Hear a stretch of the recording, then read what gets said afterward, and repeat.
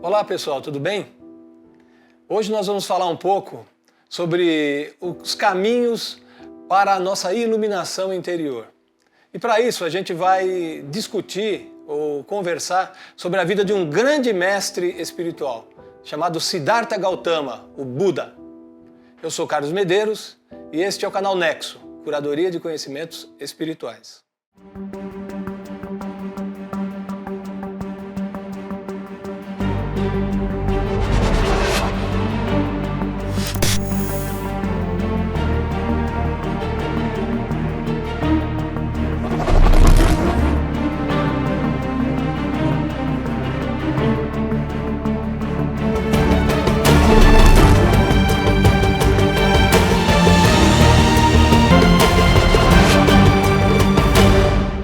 O Siddhartha Gautama, mais conhecido como Buda, nasceu numa cidade lá no Nepal, numa cidade chamada Kapilavastu, por volta de 560 a.C. E o Buda, na verdade, ele era um nobre, ele era um príncipe, filho de um nobre, tinha muitos recursos, mas ele sempre foi uma pessoa muito questionadora, muito preocupada com as coisas que aconteciam no mundo. E certa vez, conta a história, e essa história é repetida em todas as vertentes do budismo, ele saiu para passear lá com os seus prosélitos, né, as pessoas que cuidavam dele ali na rua, e ele presenciou 4 cenas que marcaram muito a vida dele. A primeira cena foi que ele viu um bebê com muita dificuldade de sobrevivência, né, com fome, com dificuldades, com a família com muitas dificuldades. Essa foi a primeira cena que marcou ele.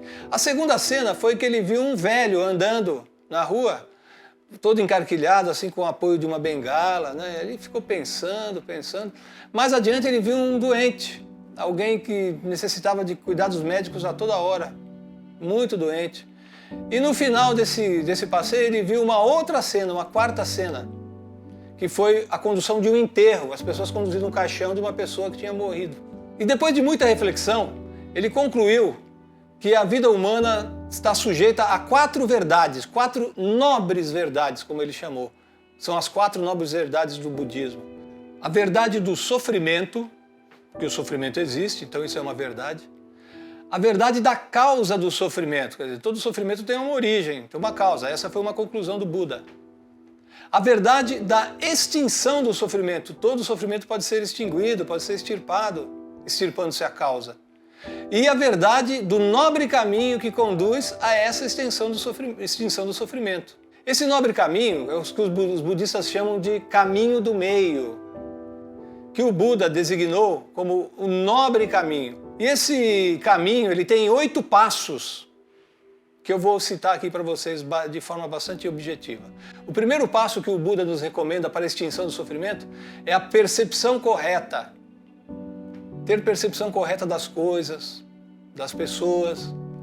Não lançar sempre o primeiro julgamento em tudo aquilo que a gente vê, porque tem coisas que às vezes nós julgamos que é errado, mas pode ser necessário.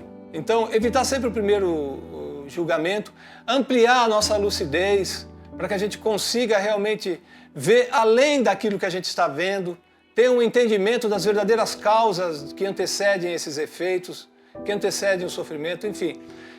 É um exercício de tolerância e de fraternidade também, porque amplia a nossa percepção. Então esse é o primeiro passo do caminho nobre de extinção do sofrimento. Ter percepção correta das coisas. A percepção correta me conduz ao pensamento correto, que é o segundo passo. Pensar certo, como ensinou o educador Paulo Freire. Pensar certo não significa que a gente deva ter concordância com todo mundo, nem todo mundo vai ter concordância conosco, pode ter discordância também, mas aquela discordância com bom senso, que favorece a inclusão, nunca a exclusão e a violência. O pensamento correto me conduz ao terceiro passo, que é a fala correta. Se eu tenho o pensamento correto, então a minha fala está correta. O pensamento conduz à fala, à palavra. Expressar-se sem ferir. Essa é a grande sacada da fala correta, da palavra correta. Comunicar-se com nexo, né, como dizem os nexialistas, comunicar-se com nexo, com propósito, com objetivo. Não necessariamente a palavra articulada, mas pode ser a linguagem não verbal também. A fala correta me conduz ao comportamento correto. Ora, Precisa haver correlação entre aquilo que eu falo e aquilo que eu faço.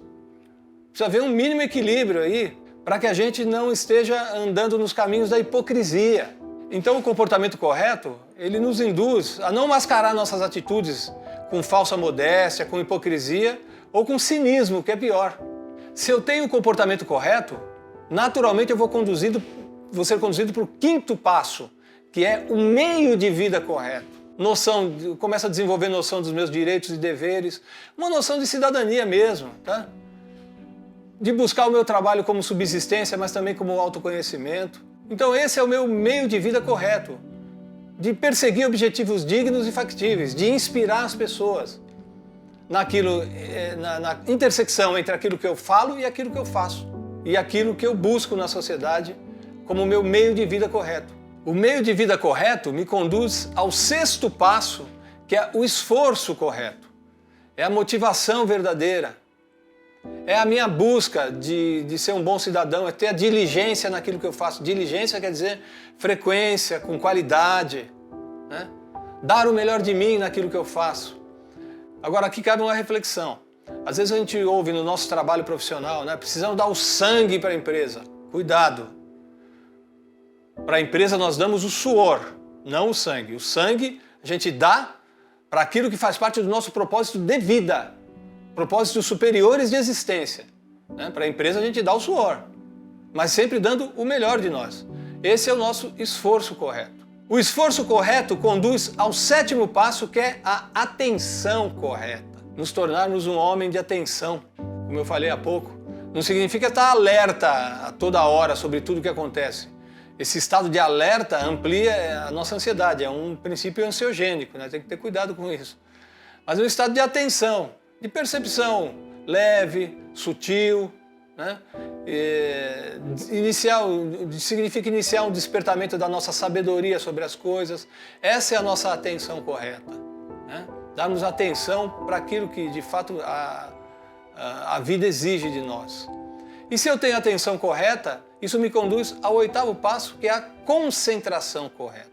Contemplar, mirar. Essa noção de continuidade do tempo, que a cada tempo que passa você pode fazer cada vez melhor. Passado e futuro não existem, existe o presente. E é essa concentração, essa contemplação daquilo que a gente faz de melhor que vai dar o sabor e o colorido nas nossas vidas. Eu espero que você tenha gostado desses 8 passos do Buda, que é muito interessante, é um processo de reforma íntima bastante legal para a gente seguir. Se você gostou, dá um like aqui no nosso canal, por favor, para ajudar a gente a continuar a compartilhar conteúdos de relevância. Se inscreve no canal, indica para pessoas que você conhece, tá legal? Muita paz no seu coração, a gente se vê numa próxima oportunidade. Tchau!